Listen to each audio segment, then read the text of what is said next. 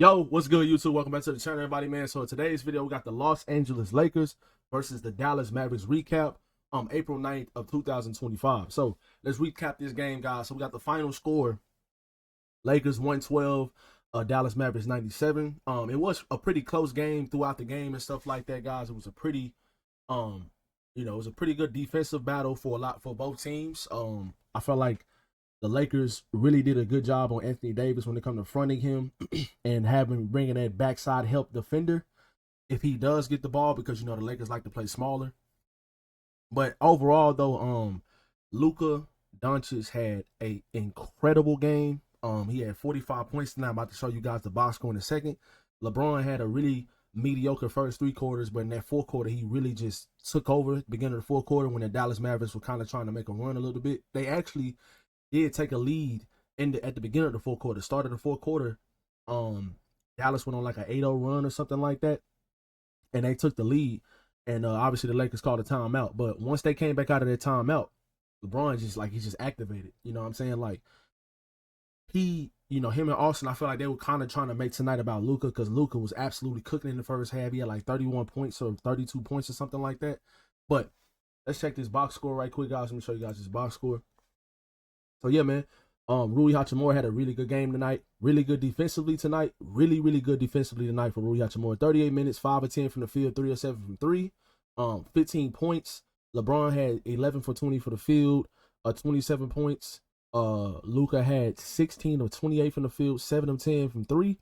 6 of 9 from the free throw line. Is kind of bad, but 45 points overall, and he was a plus 26.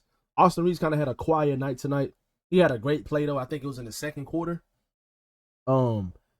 He got a tip in dunk on a Dorian Finney-Smith missed 3-pointer. He got a tip in dunk. Like he just flew out of nowhere and caught the ball with 2 hands and just flushed it. And I was like, Austin, really?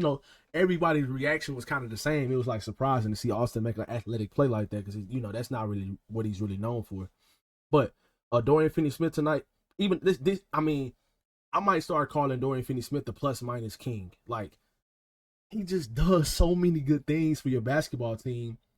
And when he's making his shots, which he didn't tonight, unfortunately, he had a couple of threes go in and out, but he shot 1 of 6 from 3 tonight. He shot 2 of 8 from the field, but he had 4 offensive rebounds, 5 assists, 1 steal.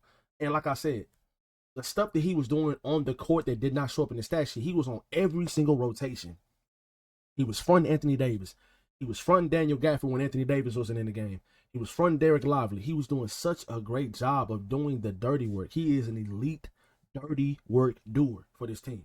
It's multiple teams that have those type of guys, championship contenders, that have guys like Dorian Finney-Smith, like Lou Dort, and all of these kind of Drew Holiday kind of caliber players that do a lot of dirty work defensively for your team and do all of the things that don't show up on the stat sheet.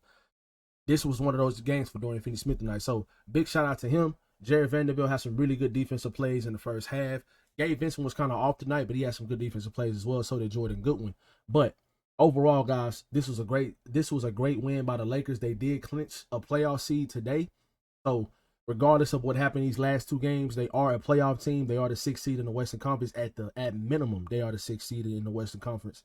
So if they need to win at least one of these last 2 games. So they play against Houston on Friday, and then they play against Portland on Sunday. So if they win either one of those games, you're the 3rd seed. No matter what anybody else does, no matter if Warriors win, Clippers win, if you win one of these last 2 games, you're the 3rd seed. That's why winning tonight was so important. And they could have won last night against OKC if Luka didn't get ejected last night. And come to find out, they rescinded his second technical foul, which means they took it back because he shouldn't have got it in the first place.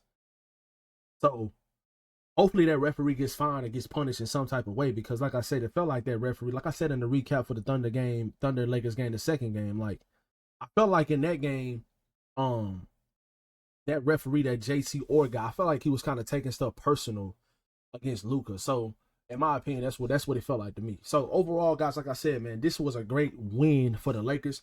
Luka got his kind of like revenge game, and it was absolutely insane environment, guys. The Dallas Mavericks fans are amazing. They had a great tribute video for Luka at the beginning of the game. He was like emotional and tears and stuff like that. So, and he calls out every single time he touches the ball, the Dallas crowd is cheering for him and wanting him to score the ball. Like, I think it was one like I think it was a defensive play from a Mavericks player. He got like a steal, and like it was like no reaction from the Dallas Mavericks fans. It was like no reaction. It was crazy. So I don't know. It was almost like it was a lot of those Mavericks fans there tonight. Was they was rooting for Luka to win and to score every single time. And he had an insanely efficient night. 45 points. He had 28 shot attempts, 7 of 10 from 3, which is insane. He had 8 rebounds. He had 6 assists as well, and he had 4 steals too. So Luka had a phenomenal night. And also the Dallas fans, every single time the ball would stop or there'll be some type of delay of game or the players would shoot free throws, you heard fire Nico chants, which is the GM for the Mavericks. Like, fire Nico chants all throughout the game. Like, going for this Lakers team, as a Lakers fan and going for this Lakers team, it's almost like you kind of feel bad for the Mavericks fans, bro. It just feel like it's just not right. You know what I'm saying? Like, because like Luka was drafted to that team, and he came from another country, came here. They made him feel like he was home. He was probably on his way to being the greatest Maverick of all time. I could definitely see that. So you know what I'm saying, I'm glad we got him as Lakers fans, but in a way, like I am a Dallas native though. So like being from Dallas, and a lot of the fans and stuff like that I went to school with and stuff like that, being Mavericks fans, they was texting me and telling me that they don't know, they're not ready for tonight. They're not ready for the game emotionally and stuff like that, man. It just kind of sucks. But overall, like I said, man, Luka made them pay for the people that didn't want him to be there. They made them pay. He made them pay tonight. So let's go ahead into this Dallas Mavericks box score. AD tonight, 33 minutes. He only had 13 points. PJ Washington had 14 points. He had a couple threes in the fourth quarter. He had 2 threes in the fourth quarter. That were pretty tough shots. Najee Marshall tonight had a really good game. 23 points for him, 8 assists, 4 rebounds. Derek Lively was still on that minutes restriction, but Daniel Gafford was really, really good tonight. Where is he at? Daniel Gafford, he was good. He was good tonight. I know he only had 10 points and he only had 6 rebounds, but if you watch the game, you can tell he had a really, really big impact. In the first half, he had a play where he had a crazy block on Jared Vanderbilt. Jared Vanderbilt got the rebound somehow, and he went up, and it looked like Jared Vanderbilt had a clear layup, and he got another block again. It was crazy. So Daniel Gafford is an extremely underrated player in this league, guys, and I really, really have a lot of respect. I like his game a lot. So this Mavericks team, our old friend Max Christie had a great game tonight. 5 of 8 from the field. He did shoot 1 of 4 from 3. And 0 for 2 from the free throw line, which is very, very surprising for Max. And also 11 points for Max as well tonight. So he played some really good defense at times. He had some really good hustle plays for the Mavericks. But overall, it just wasn't enough. As Lakers fans, we've seen different scenarios when Anthony Davis is like kind of sort of like a floater. Like he's just out there floating around, not really being aggressive, not really demanding the ball.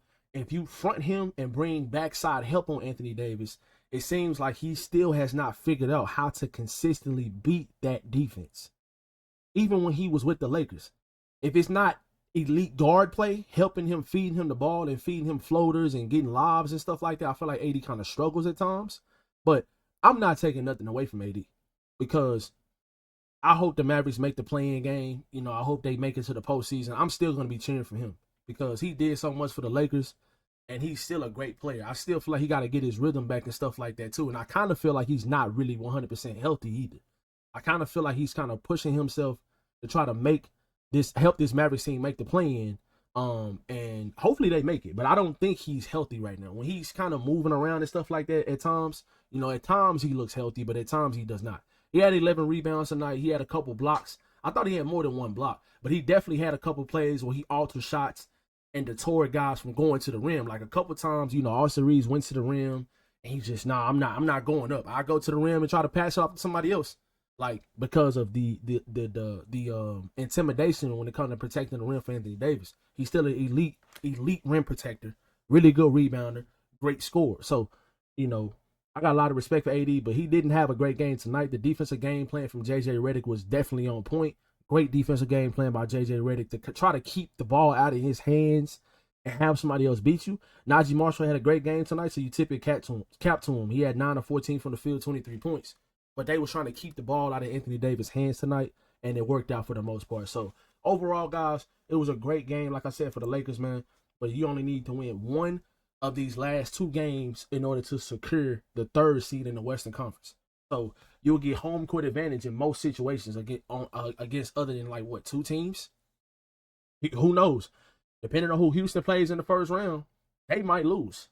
If they play against Minnesota in the first round, if they play against the Clippers in the first round, they can very well lose. And if they play against Golden State in the first round, Golden State can fall to the play-in as well. As I'm currently recording this video, currently the Warriors are down at halftime right now to the San Antonio Spurs, 55-51. So I don't think they're gonna lose that game.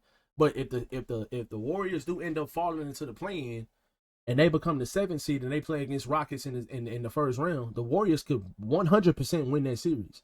They could lose a series. It's a couple teams. I think Houston is a really good team. I think they're a really, really good, athletic, young, really good defensive-minded team. But they have no experience when it comes to the postseason. If you play against a team that's experienced postseason-wise, like the Clippers or the Warriors or the Timberwolves, you can very well lose those series. Now, most of those teams, I would say, are the favorites against Houston. But I don't know if I would say all of them. So, just in general, guys, you know, my point is the Lakers can have home court advantage all the way up to the Western Conference Finals unless they run into the Thunder. Unless they run into OKC. They could very well have home court advantage all the way up to the Western Conference Finals if they take care of business. And they've been a really, really good home team this year as well. So, it's really, really important, in my opinion, for the Lakers to win these next 2 games, or at least one out of these next 2 games. If they play against Houston on Friday, I don't know if Houston is going to play their starters. I don't think they will. They didn't play them tonight. They already have the 2nd seed locked up. So it's like, why would you play your starters? You know what I'm saying? They might play some of their starters, but I don't think they're going to play any of them. And then even if they do play their starters, you just beat them like a week ago. So it's not like you can't beat that Houston team. So then you play against Portland in the last game of the season. That's a very, very winnable game. I doubt the Portland Trailblazers are going to play any of their guys. They don't have anything to play for unless they're just trying to ruin the hopes, the Lakers' playoff hopes. But one more win for 50 wins. One more win will secure you the 3rd seed in the Western Conference. Great win tonight for the Lakers against the Dallas Mavericks. Hope you guys enjoyed today's video. If y'all do, y'all be sure to drop a like and subscribe if y'all are new for more Lakers recap after the game and more Lakers news. I'll catch you guys in the next video. Peace.